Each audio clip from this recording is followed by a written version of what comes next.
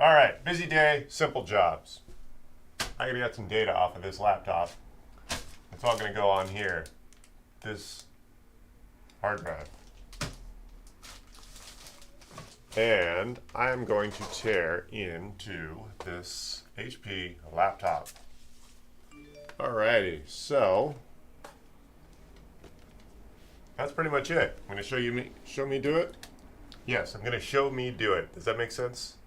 I'm going to show me remove the hard drive from this HP laptop. Alrighty. I'm going to remove the battery. This thing has a lot of Phillips head screwdrivers. Thankfully, it's a fairly straightforward construction. Oh man, I gotta get better labels. I do not like the way this works here. Oh, you know what I had to do? Just, oh my goodness, we'll just do this. There. There we are. Now I get to work on this thing without showing off private information. Okay, so I don't know why this particular screw here. Oh, let me see here. Can you see where that is? No, you can't. There. This screw right here. There's a screw under here, and I don't know why HP does that.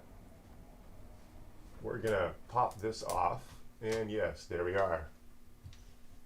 I mean, why would they cost themselves extra half a cent or whatever it costs to build that piece of rubber only to block that screw? I don't know. But anyway, customer just needs data off of the machine. We're not gonna bother putting a new one in here. At least I don't think. It did come up in conversation. Man, that screw is tight. Let me find if I don't like the screwdriver. The head is too small. Let me see if I can find. I think this one's the same rating. Yes, it's the same size. Alrighty.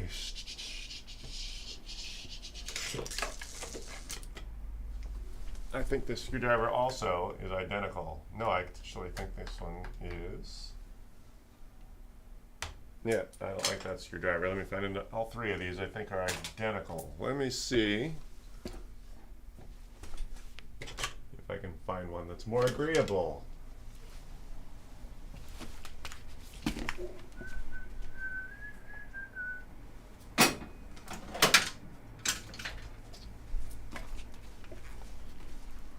All right, let's see. I think I found one I like a little bit better. This is actually a full-size Phillips head screwdriver. Doesn't have its rating or specs printed on it, but it works. Yes, this works. A full-size car-rated Phillips head screwdriver to get into an older HP.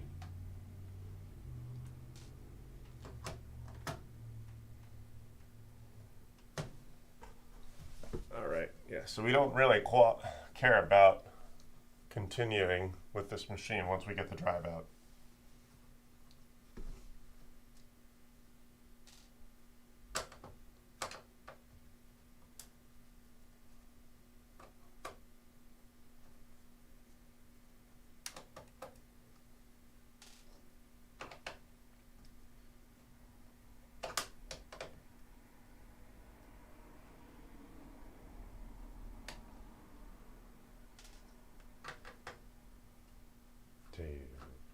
Alrighty.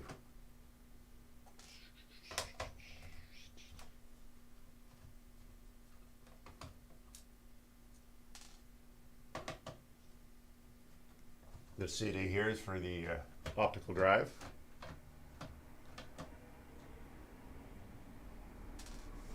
There we go. Yes. Alrighty. What else do we need? There's a screw right here.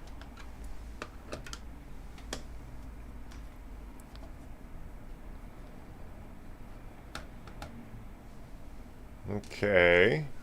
Got another screw. Oh, the one I got the. Oh, I already did that one. Ah, now it came out. Okay, so I can tell you right now, I've done this hardware before. There's going to be a screw underneath this panel here. And in fact, I think there's going to be a screw or two underneath this rubber foot, which also pisses me off, but that's the way HP does it. Okay, that screw doesn't seem to want to do much for me.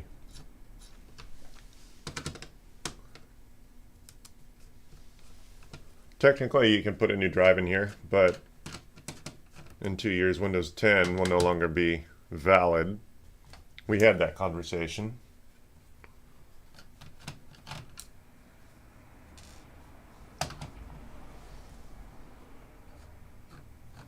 Kind of a lot of screws, but it's still a relatively straightforward request.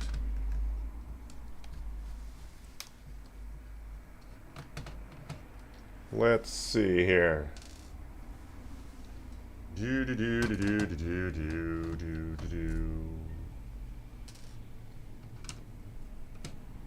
Have we done it all? No, not yet. All right, so is it turning? Yeah, it is turning.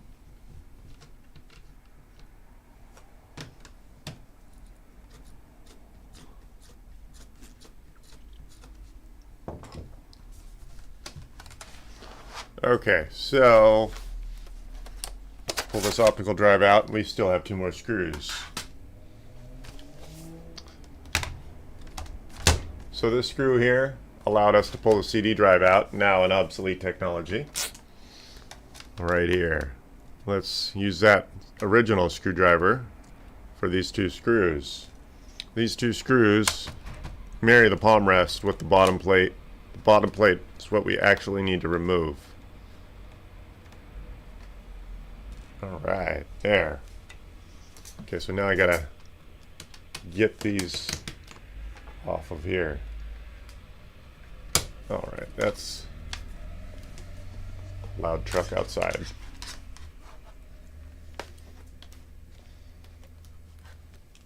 Alrighty.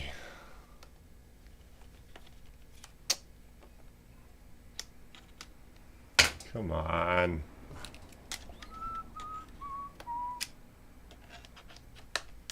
There. Okay, so I tried to do this screw here, and it's not coming out. Come on.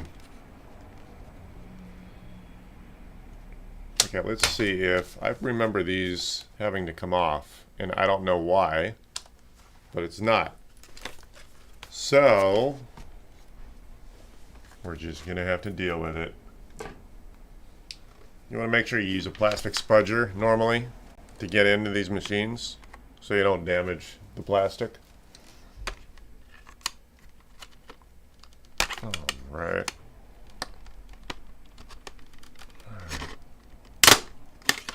Ooh, it's dirty in there.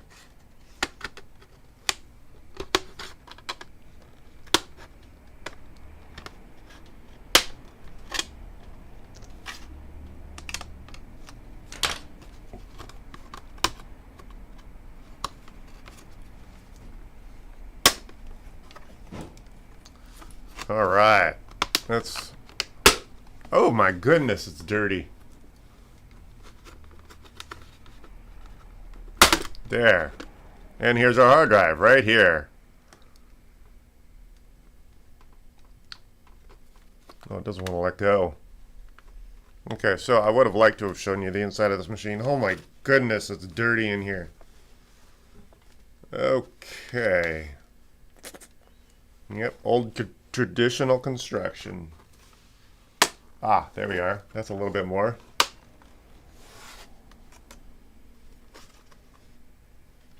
I think I got most of the screws out. But anyway, the hard drive.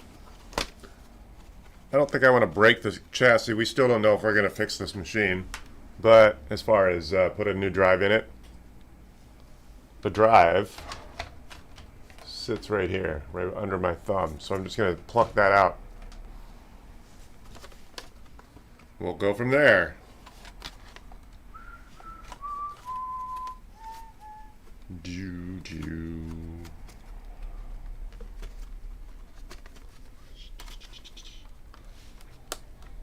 Come on.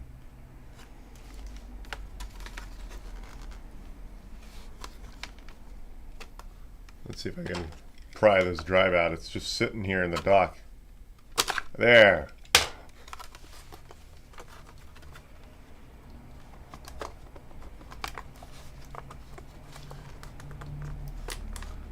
Okay, I got it. Okay, we're going to find out if this drive gives us our data. It partially functioned. So, I just got this HP. Let me say this out loud so everyone knows what machine this is. It's an HP Pavilion. Doesn't say on the outside what it is. No model numbers. It's a traditional, under the battery compartment, HP Pavilion notebook, model 15-AB 223CL. Alright, so we're going to put this aside. We'll decide if we're going to put a drive in it later. I don't think they're going that route, but that did come up in conversation. So we're going to put this aside. Now you can consider this SATA connection legacy. So we're going to use this legacy USB-A to legacy SATA USB adapter to see if we can populate this drive and put their stuff on this. There we go, this camera there. USB hard drive right there. I have a USB adapter that allows me, a USB hub that allows me to plug in a bunch of stuff, so I don't have to get up.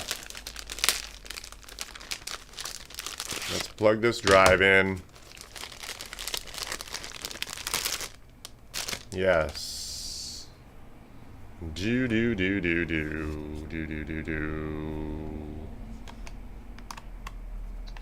All right, hard drive. I'm going to plug this in. I don't think I need to format it. It's already formatted and partitioned.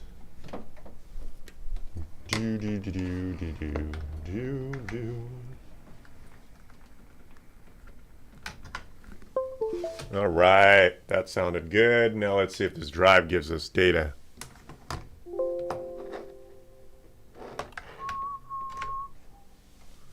All right, that might take a little bit longer. Not now. There we go. All right, so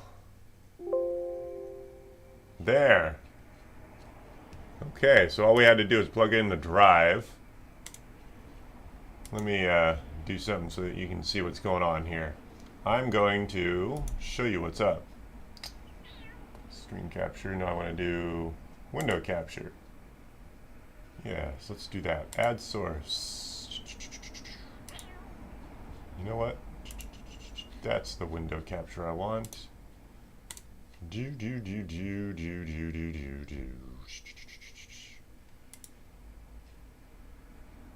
Window capture.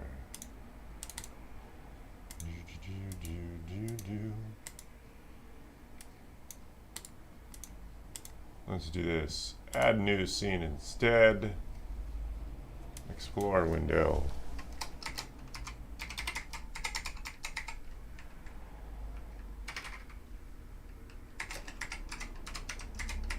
Explore window.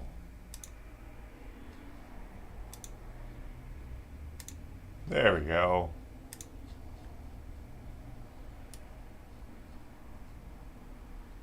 Okay, so now I'm just going to show you what's up.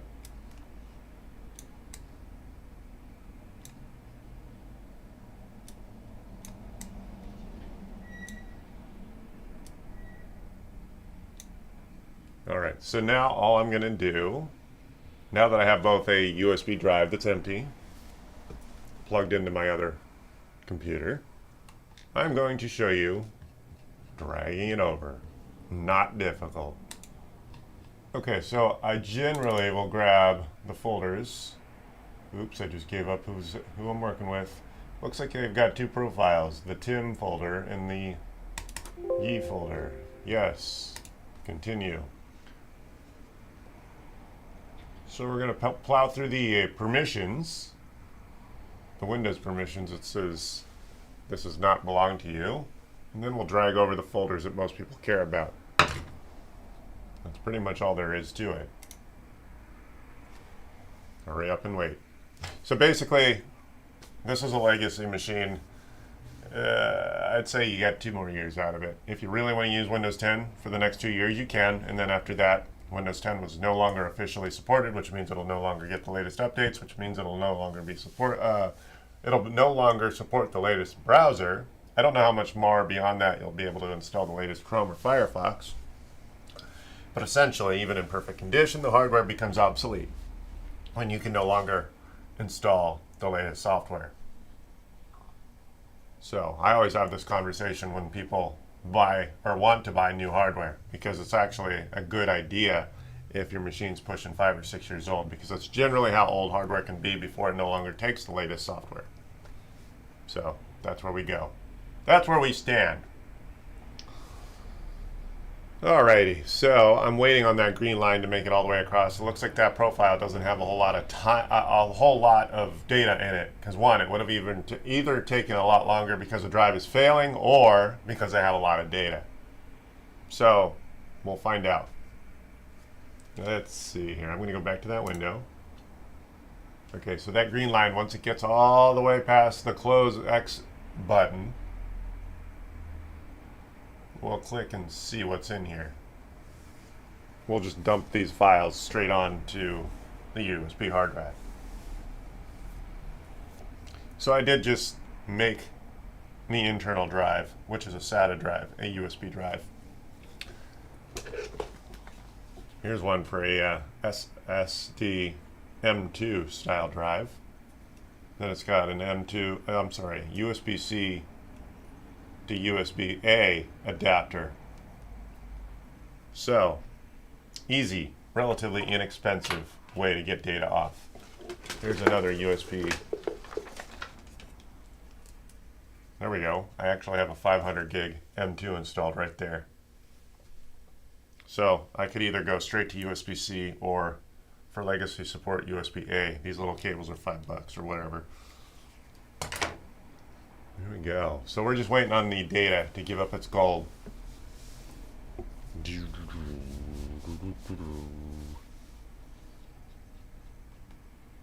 Let's see here. It should almost be done. I'm not going to show you the whole job, because I don't know if it's going to take 10 minutes or a half hour or an hour to get all the data. But I'm showing you pretty much everything it's taken physically to get the data. I might end up just recycling this HP for them. They've already replaced their computer.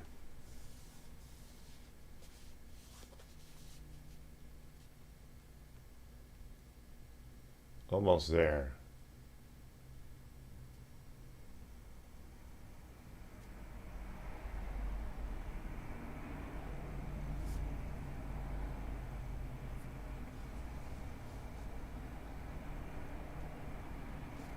Is it about there? Let's see. Almost there. I don't know if you could see that on the screen, but we're like 98% done with the permissions. Come on. It looks like both spouses were using the same computer, because we have 2 profiles. I'm going to grab both.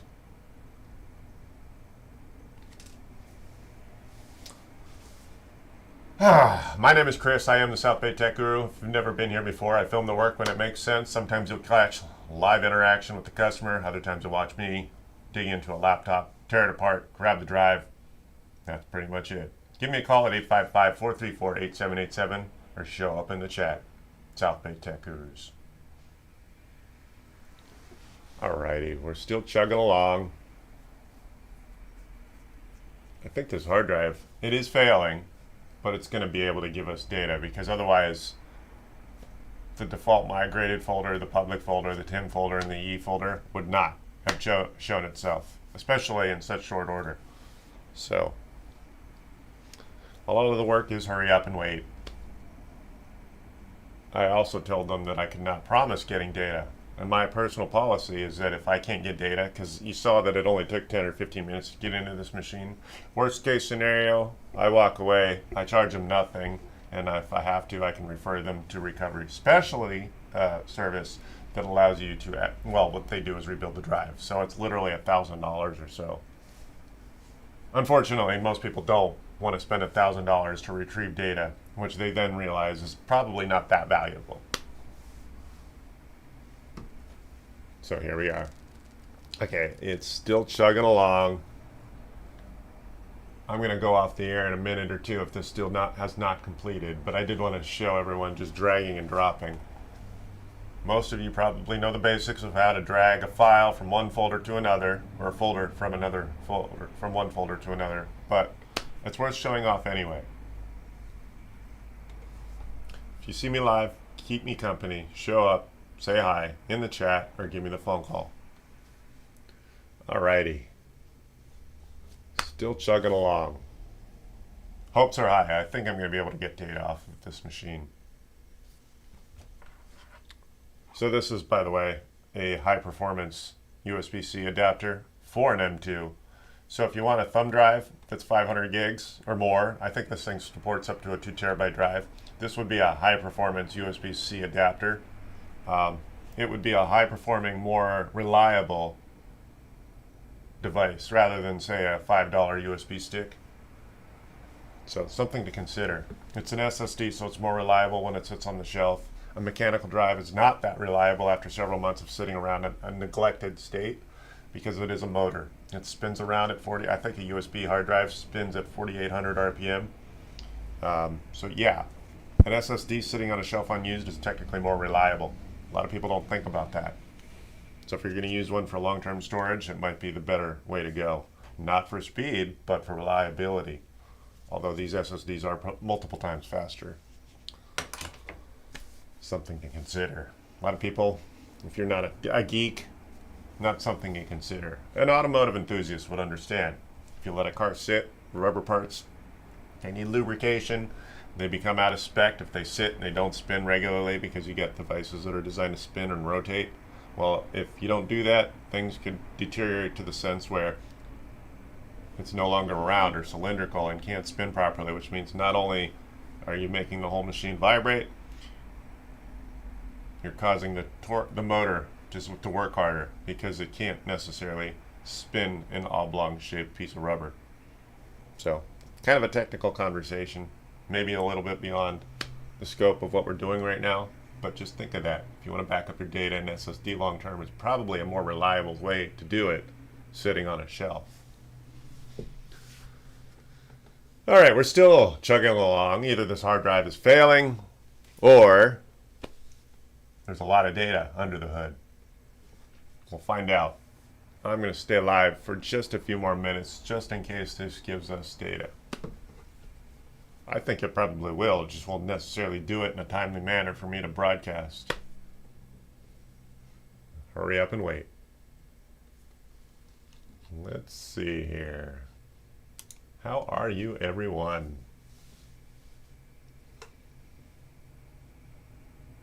We're almost there. Yeah, so this HP, it's one of those more fortunate construction techniques because it only took a Phillips screwdriver to get in. Usually, you don't use a full-size mechanic screwdriver, but this is a precision screwdriver. I like this one. It's a Gearhead brand. What is it, the Pep Boys house brand? But it worked. Yeah, a lot of these screwdrivers, a lot of the screws that keep a modern day laptop together are something a little bit more sophisticated, like a T5 or a P5 or one of those hex-shaped screws. That can be annoying. Most people don't have one of those in their junk drawer. So, but of course they are more affordable. Hey, there we go. We got our data. Nice. Okay, so all I'm going to do is grab the folders most people care about. I'm going to go into App Data and check to see if there's an Outlook installation on this drive, just in case they have some PST files in their Microsoft Outlook installation. And I don't see Outlook. Yeah.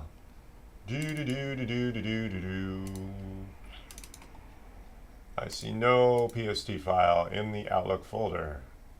Good. Yeah, they're basic users. So we're just going to grab the folders most people care about, like the desktop, the documents, the downloads, the favorites, the pictures, and the videos. And I'm going to right click, I'm going to copy, then I'm going to go to this new drive here, and I'm going to delete this crap that came with the hard drive.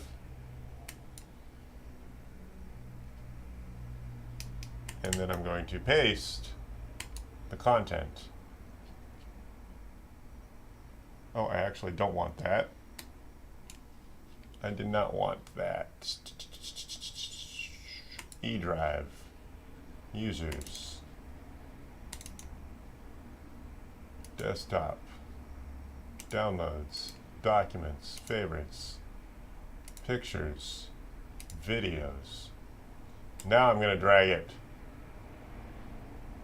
to the Seagate drive.